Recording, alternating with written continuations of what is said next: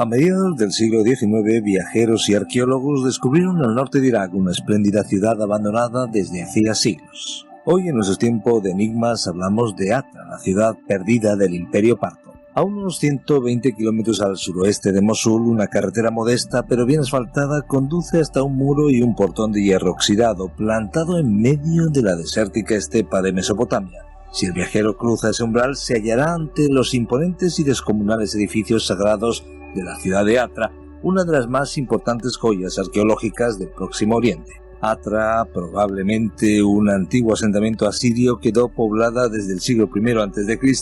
por gente de origen árabe y se convirtió en un pequeño estado autónomo bajo dominio parto. En el siglo II después de Cristo resistió diversos ataques de los emperadores romanos, pero fue finalmente el soberano sasánida Sapor I quien conquistó y destruyó la ciudad en torno al año 240-241 después de Cristo. Reducida en gran parte a ruinas, desde entonces Atra cayó en el olvido. El último testigo occidental que habló de ella fue el historiador romano Ammiano Marcelino, que la menciona como una antigua ciudad situada en una zona no habitada que está desierta desde hace mucho tiempo atrás. No surgió ninguna población cerca de los restos, lo que sin duda contribuyó a su preservación. También inspiró algunos relatos árabes que se referían a una legendaria urbe con inmensas construcciones llamadas Al-Hadar.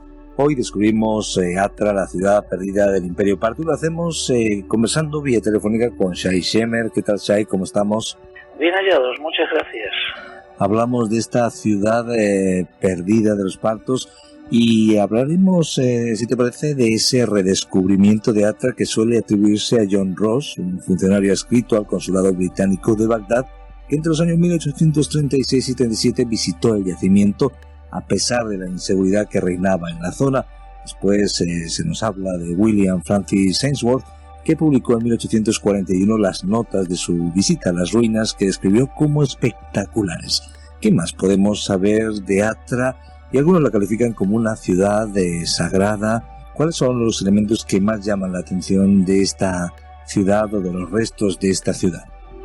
Bueno, debemos comprender que no solamente Atra está aislada, está dentro de una zona y dentro también de, se puede decir, es una ciudad santa, es una ciudad que junto con el dios Bel, que es el Baal, que se adoraba en Palmira, muy cerca de allí, y que no vamos a hablar de Palmira, pero Palmira fue un centro realmente, o una especie de vector para la zona, descubiertas todas o redescubiertas en el mismo siglo XIX, los ingleses estaban presentes allí.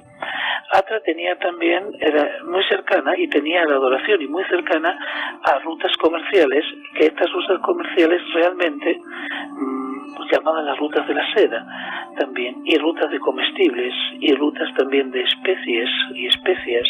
Todos estos asuntos así hicieron reverdecer estas ciudades y proliferarlas.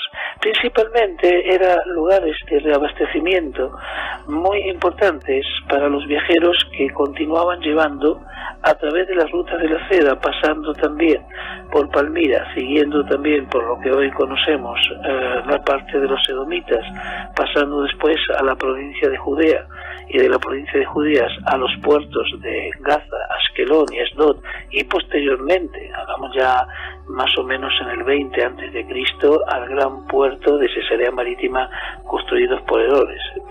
Entonces, es una ciudad con mucha historia, y más o menos en la misma Biblia, tanto como Palmira, que es la antigua Tadmor, que la reedificó el rey Salomón, se nombra también, y es impresionante la adoración del dios Shamash. El dios Shamash, que tiene su relación con el sol, que también es llevado inclusive a la tierra de Israel, y se funda una ciudad que se llama Beit Shemesh, o la Casa del Sol, por donde merodeaba Sansón en aquellas épocas. Es decir, estas vías de comunicación llevaban constantemente, de las ciudades prolíferas, llevaban todas las informaciones.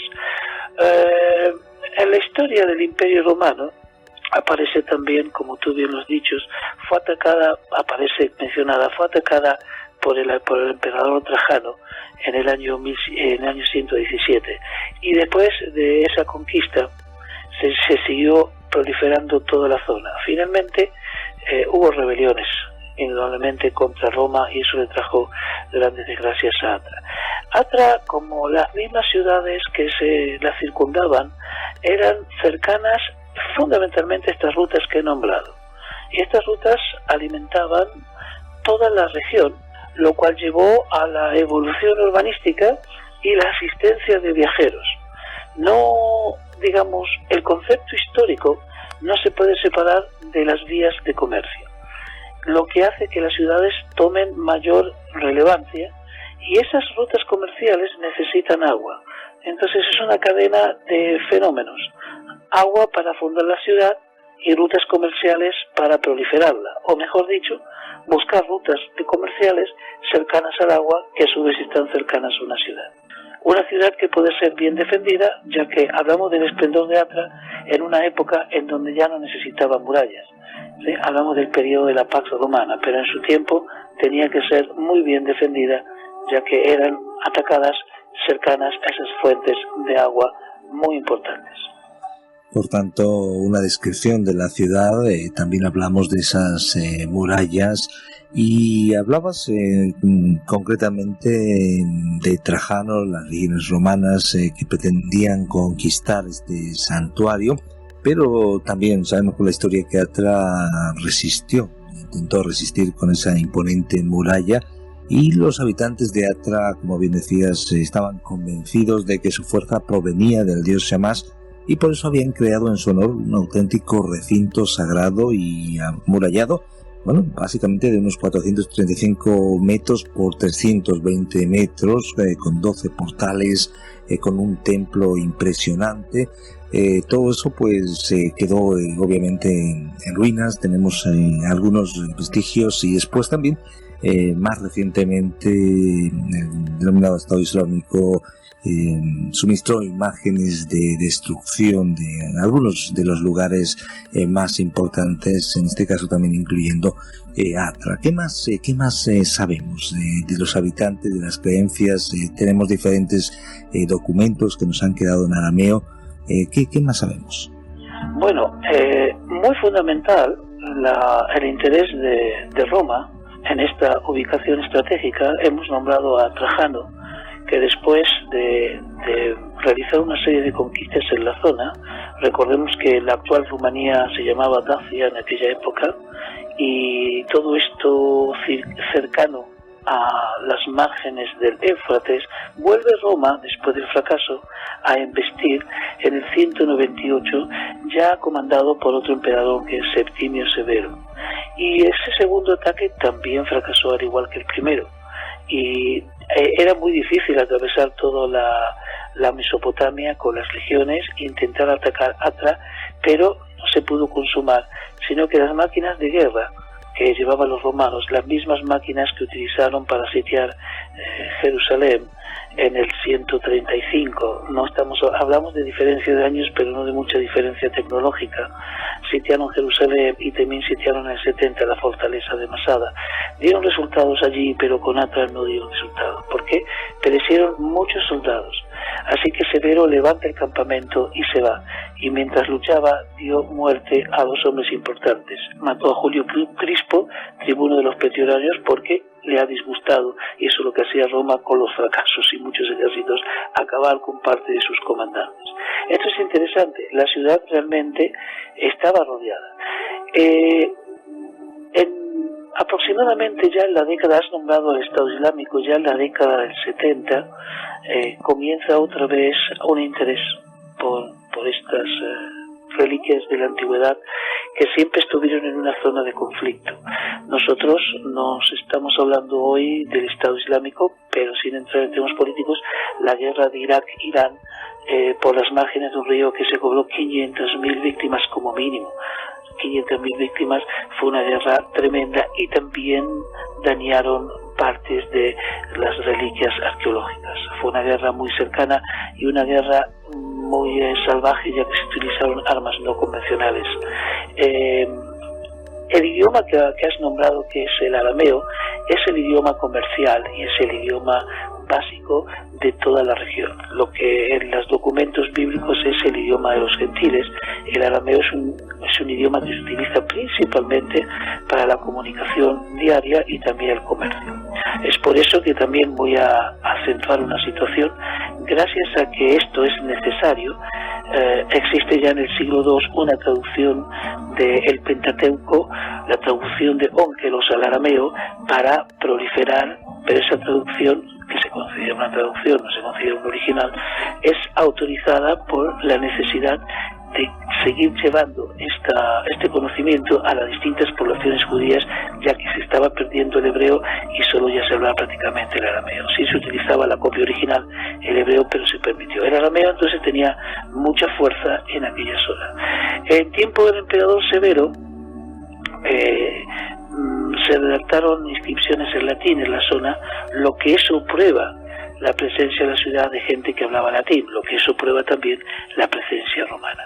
Esto es muy importante porque hay mucha disidencia entre los historiadores. No se sabe si fue Atra conquistada por Roma, pero sí se sabe que hay inscripciones en latín, lo cual es muy notorio que, siendo la lengua aramea, no existía el polilingüismo, así que el multilingüismo, así que de alguna manera se cree que en alguno de los asaltos de Trajano y Séptimo Severo se pudo entrar en una parte de la ciudad o afirmar una parte de la ciudad, y eso les permitió escribir en latín. Posteriormente, los sasánidas asediaron la ciudad y Roma ya hace de Atra y hace también de Palmira conquistas romanas, y Palmira ya entró en el concepto de polis. En caso de Atra todavía no tengo certeza que realmente fue considerada una polis romana, pero Atra después del siglo III no fue ya habitada de nuevo.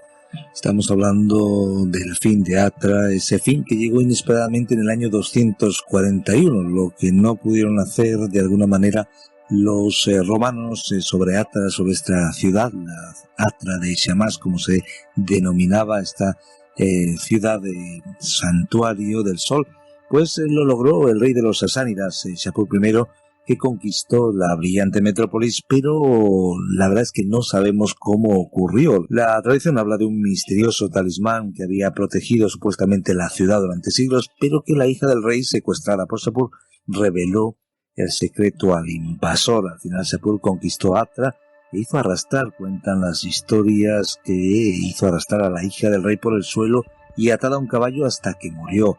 Poco después, la arena del desierto cubría el templo sagrado y tapaba el secreto del talismán que durante tanto tiempo había dado la victoria a los ciudadanos de Atra sobre sus enemigos. ¿Qué se sabe de ese talismán y hasta qué punto pues estamos hablando más de mitos y leyendas que de realidades? Bueno, yo he nombrado que era una ciudad de caravanas, lo que se llama ciudad caravanera, pero esto pudo haber sido en una etapa.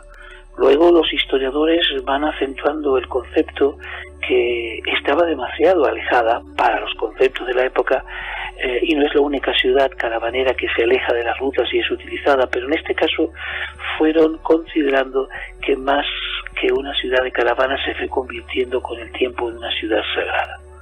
Y entonces hablamos de un proceso. Cuando miramos la historia hablamos de un proceso lento. Sí hubo caravanas, se abastecía con la importación, luego que pasa a ser una ciudad sagrada. Y este tipo de santidad que ellos esgrimían es lo que llevó a defenderla con tanto ahínco y con tanta decisión. No era solamente un motivo personal de seguridad, sino de preservar esa soberanía de su santuario.